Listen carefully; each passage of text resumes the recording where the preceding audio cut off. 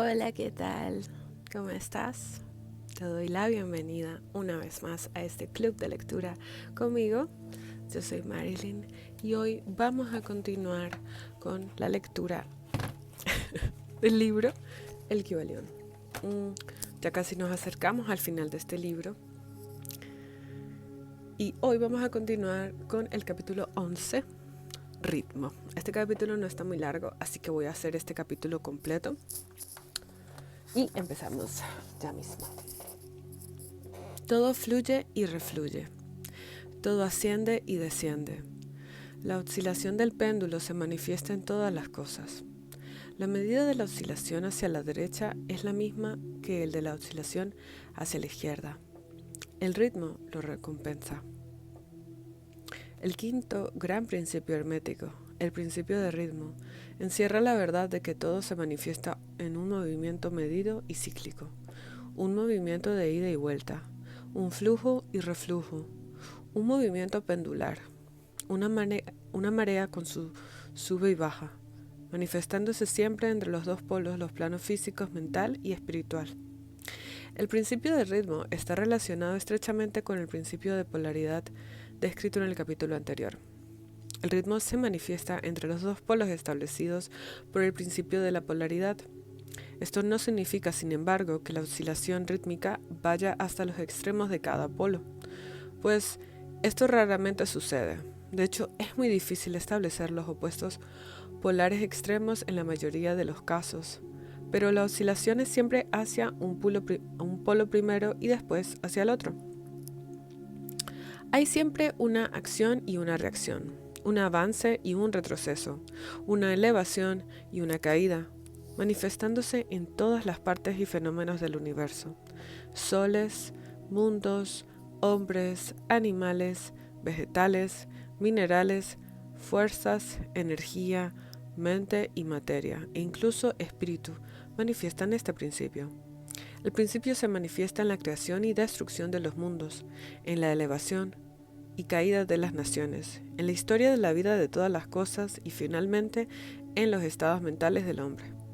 Empezando con las manifestaciones del espíritu, el todo se verá que siempre hay una emanación seguida de una absorción, la respiración y la inspiración de Brahma, según dicen los brahmanes. Los universos se crean, alcanzan su punto más bajo de materialidad y entonces comienzan su oscilación hacia arriba.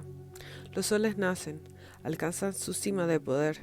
El proceso de retrogresión comienza y tras eones se convierten en masas muertas de materia, esperando otro impulso que imparta en ellas de nuevo sus energías internas y un nuevo ciclo de vida solar comience. Y así sucede con todos los mundos. Nacen, crecen y mueren, solo para renacer de nuevo. Igualmente sucede con todas las cosas que poseen cuerpo o forma. Oscilan de la acción a la reacción, del nacimiento a la muerte, de la actividad a la inactividad, y de nuevo comienza el ciclo. Lo mismo sucede con todos los grandes movimientos filosóficos, credos, gobiernos, naciones y entre otros. Nacen, crecen,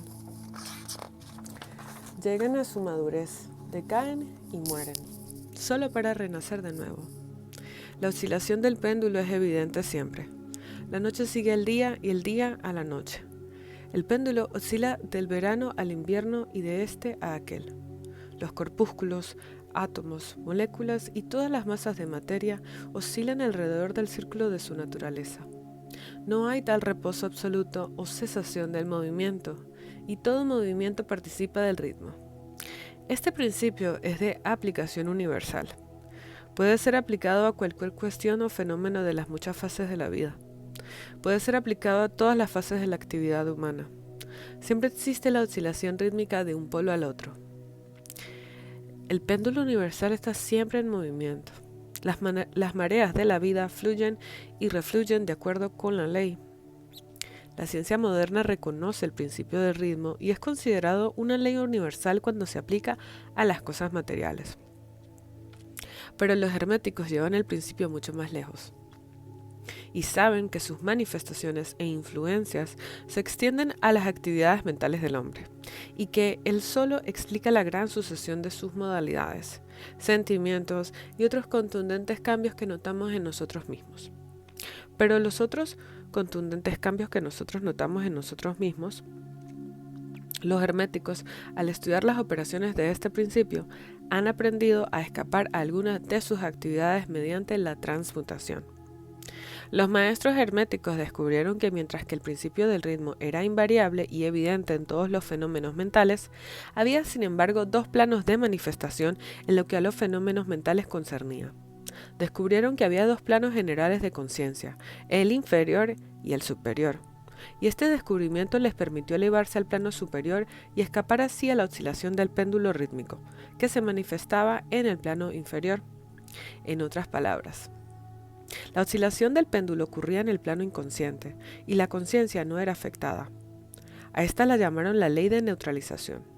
Sus operaciones consisten en la elevación del ego por encima de las vibraciones del plano inconsciente de la actividad mental, de modo que la oscilación negativa del péndulo no se manifiesta en la conciencia, y por consiguiente no son afectados. Es similar a elevarse por encima de una cosa y dejarla pasar por debajo de uno. El instructor o discípulo hermético se polariza a sí mismo en el polo deseado, y por un proceso semejante rehusar el participar en la oscilación hacia atrás, o si preferís, en una negación de su influencia sobre él, se mantiene firme en su posición polarizada y permite que el péndulo oscile hacia atrás en el plano inconsciente. Todos los hombres que, en mayor o menor grado, han adquirido cierto dominio de sí mismos, realizan esto más o menos conscientemente, impidiendo que sus modalidades o estados mentales negativos les afecten, mediante la aplicación de la ley de la neutralización. El maestro, sin embargo, lleva esto a un grado mucho mayor de eficacia y mediante su voluntad alcanza un grado de equilibrio y firmeza casi imposible de creer por parte de esos que se dejan llevar y traer por el péndulo mental de sus sentimientos y modalidades. Todo pensador apreciará la gran importancia de esto con solo considerar los esclavos que, en su mayoría, la gente son de sus propios estados de ánimo, sentimientos y emociones, y el poco dominio que tienen de sí mismos. Si queréis detenernos y considerar esto por un momento, comprenderéis cuánto os ha afectado estas oscilaciones del ritmo en vuestra vida. Como un periodo de entusiasmo ha sido seguido invariablemente por un periodo de depresión. Igualmente, tenemos periodos de valor que son seguidos de periodos de miedo y desaliento.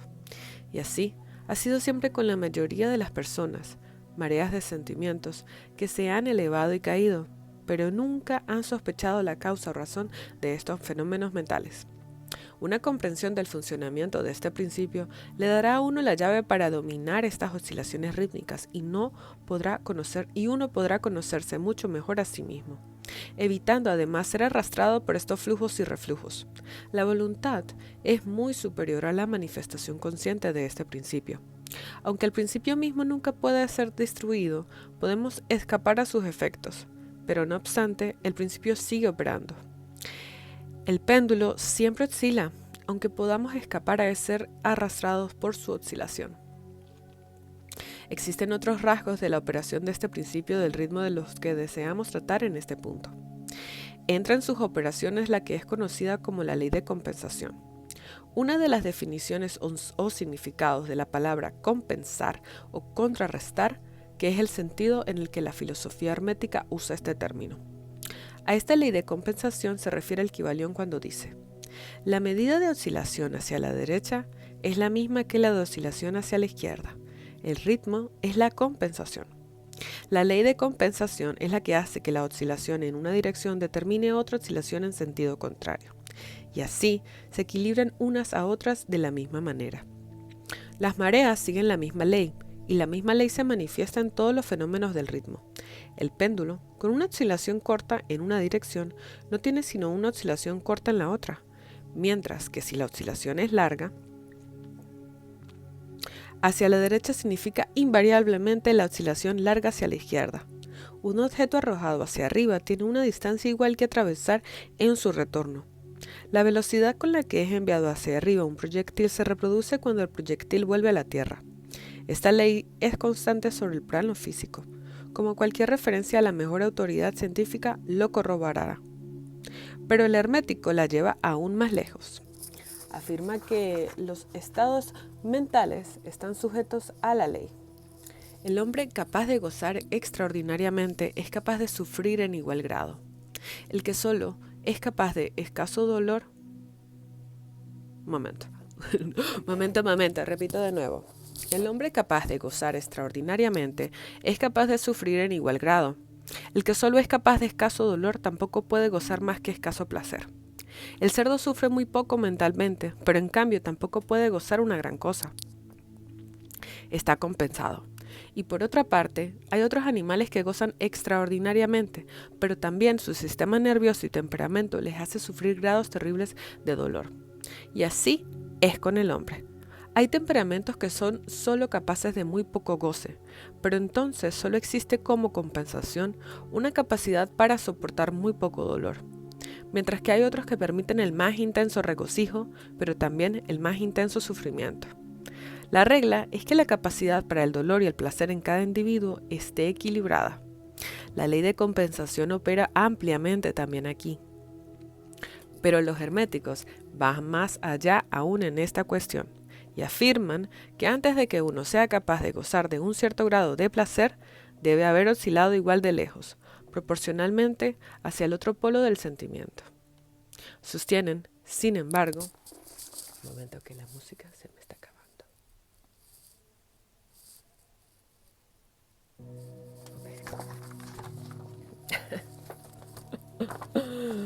Cosas de grabar. Ajá. Pero los herméticos van más allá aún en esta cuestión y afirman que antes de que uno sea capaz de gozar de un cierto grado de placer, debe haber oscilado igual de lejos, proporcionalmente hacia el otro polo del sentimiento. Sostienen, sin embargo, que el negativo es precedente al positivo. Esto es que al experimentar un cierto grado de placer, no se seguirá que haya que pagarlo con su correspondiente grado de dolor. Por el contrario, el placer es la oscilación rítmica, de acuerdo con la ley de compensación originada por un grado de dolor experimentado previamente, sea en la vida presente o en una encarnación anterior. Esto arroja una nueva luz sobre el problema del dolor. Los herméticos consideran la cadena de vidas como continua, como formando una parte de una sola vida del individuo. De modo que, en consecuencia, la oscilación rítmica se entiende de este modo, mientras que quedaría sin significado a no ser que se admitiese la doctrina de la reencarnación. Pero además, los herméticos alegan que el maestro o estudiante avanzado es capaz hasta un grado de escapar de la oscilación hacia el dolor, por el proceso de neutralización antes mencionado, elevándose al plano superior del ego. Se evitan muchas de las experiencias que llegan a los que residen en planos inferiores. La ley de compensación juega una parte importante en las vidas de los hombres, pues se verá que uno generalmente paga el precio de cualquier cosa que posee o carece. Si tiene una cosa, carece de otra, y así se equilibra la balanza. Nadie puede conservar su penique y tener al mismo tiempo el pastel. Todo tiene sus lados agradables y desagradables. Las cosas que uno gana son pagadas siempre por las cosas que uno pierde. El rico posee mucho de lo que del pobre carece, mientras que el pobre posee a menudo cosas que están más allá del alcance del rico. El millonario, que gusta de los festines y tiene la riqueza necesaria para satisfacer sus deseos y asegurarse la satisfacción de su gula, carece del apetito necesario para gozar de los mismos. Él envidia el apetito y digestión del obrero, que carece de la riqueza e inclinaciones del millonario y que obtiene más placer de su simple alimento que el millonario podría obtener incluso si su apetito no estuviera hastiado, ni su digestión arruinada. Y así sucede con todo en la vida. La ley de compensación está siempre operando, equilibrando y contrabalanceando las cosas continuamente. En la sucesión del tiempo, aunque la oscilación del ritmo tarde vidas enteras. Hemos concluido con el capítulo del ritmo el día de hoy. No sé qué pensar al respecto. Lo único es que puedo comprender y ahora entiendo, sin duda alguna, porque yo personalmente tengo la capacidad de poder sentir mucho goce y mucho placer, porque al mismo tiempo tengo la proporción exacta de capacidad para sentir una gran cantidad de dolor. Ayer estaba viendo un documental que ya luego voy a compartir aquí en la caja de comentarios para que le des un vistazo. De hecho, el documental es de Drunvalo Melchizedek y él mencionaba que la mente la mente opera con la ley de la polaridad. Es decir, todos estos principios operan en la mente. Todo en la mente. Y él recomendaba que cuando manifestemos lo hagamos desde el corazón. Porque asimismo, como vamos a manifestar todo lo bueno a través de la mente, exactamente podemos manifestar todo lo opuesto. Justamente estaba haciendo algunas críticas con respecto al tema del secreto. No sé si sabes al respecto de este libro. Yo no sabía del secreto, yo sabía de Abraham Hicks y Esther Hicks, a quienes realmente fue quienes descubrí primero, y ya eventualmente supe la historia que ocurrió entre Abraham y Esther con la otra persona, creo que se llama Rhonda Byrne, no me acuerdo, que justamente cuando El Secreto se estrena, esta señora, es que no me acuerdo con certeza si se llama Rhonda Byrne, vamos a revisar un momento aquí, The Secret, sí, Rhonda Byrne. De acuerdo a lo que yo supe de esta señora, la ley de atracción que ella habla, El Secreto, Abraham Hicks, menciono esto porque me parece que es como que, wow, una vez más, cada vez que realizo alguna lectura está completamente conectada a algo que ya he mencionado o que te voy a mencionar. Resulta de que Rhonda Byrne, cuando empieza a escuchar a Abraham Hicks, viene y le ofrece hacer este documental para que compartirlo con el mundo y bla bla bla y no sé qué. Resulta de que cuando la señora termina de hacer todas estas grabaciones con Abraham Hicks y con Esther Hicks, lo que ocurrió fue que Rhonda sacó completamente a Abraham, sacó completamente a Esther y a su esposo, que no recuerdo en este momento su nombre. Y básicamente ellos entraron en un conflicto, porque esta señora básicamente cogió todas las enseñanzas que le estaba dando Abraham y las tomó para hacer su propio documental, el The Secret, sin darle los créditos ni incluir en lo absoluto a Esther Hicks o Abraham Hicks como tal. Eventualmente el conflicto que se generó fue bastante profundo. Esther Hicks estuvo en unos estados de que creo que no hubieron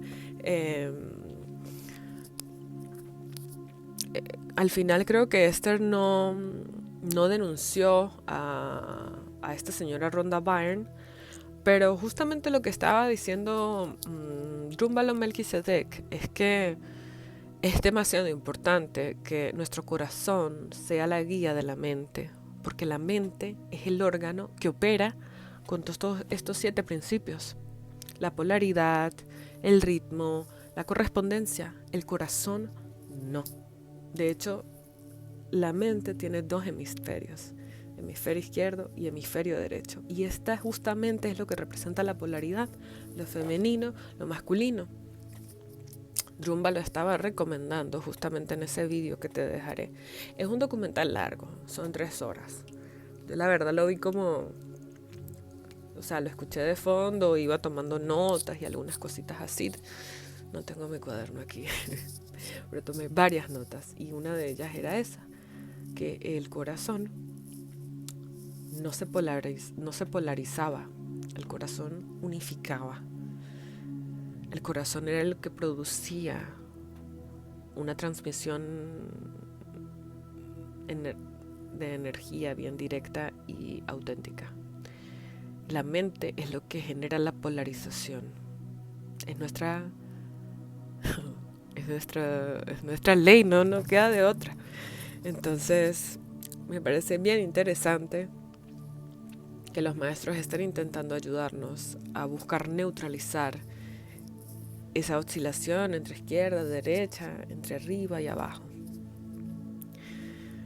En el próximo episodio de lectura voy a traer un ejercicio para que podamos aprender a neutralizar.